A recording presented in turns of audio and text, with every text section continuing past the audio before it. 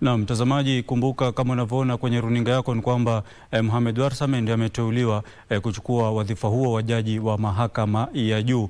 Na kulikuwa na shughuli ya usaili hapo jana na leo ambapo jumla ya majaji watano walifanyiwa usaili kuona ni upi ambaye atakayefaa kuchukua wadhifa huo ulioachwa pengo kufuatia kifo cha jaji Mohamed Ibrahim aliyefariki mwaka jana. Na Mohamed Warsame ndiye aliyeteuliwa kuchukua wadhifa huo wa jaji wa mahakama ya juu.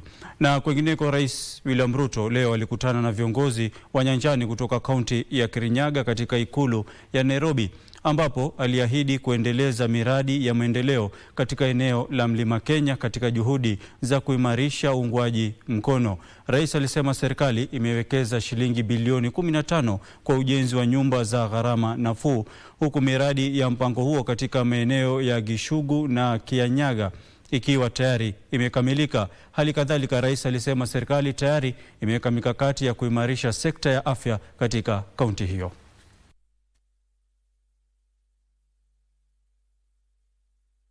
Tunataka tushindane, kiongozi gani ako na sera, ako na plan na ako na njia ya kusaidia watu ya Kirinyaga.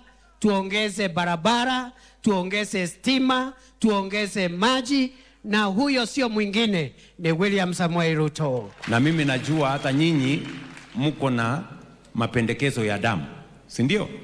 Si kuna damu tumekubaliana hiyo Kirinyaga tujenge. So kwa hiyo kufanya hiyo mambo matatu, kuongeza barabara, kuongeza stima na kujenga madamu, tunahitaji pesa trilioni 5. 5 trillion.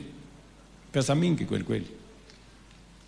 Lakini niko na mpango ya vile tutapata hiyo pesa. Yes. Kirinyaga hoye. Mumesikia safari ya Singapore?